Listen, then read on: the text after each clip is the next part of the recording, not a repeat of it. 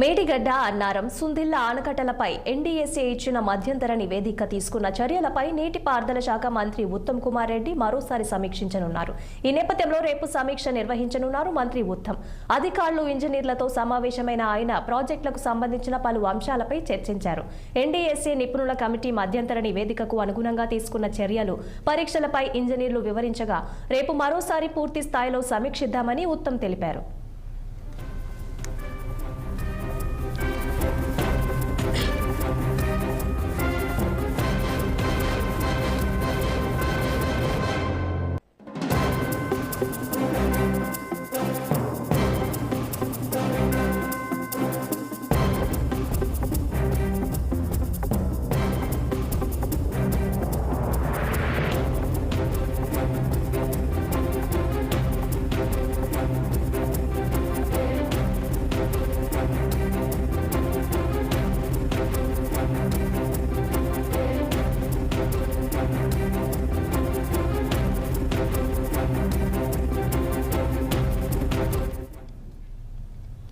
సుప్రీంకోర్టులో నీట్ విచారణపై న్యాయవాదులు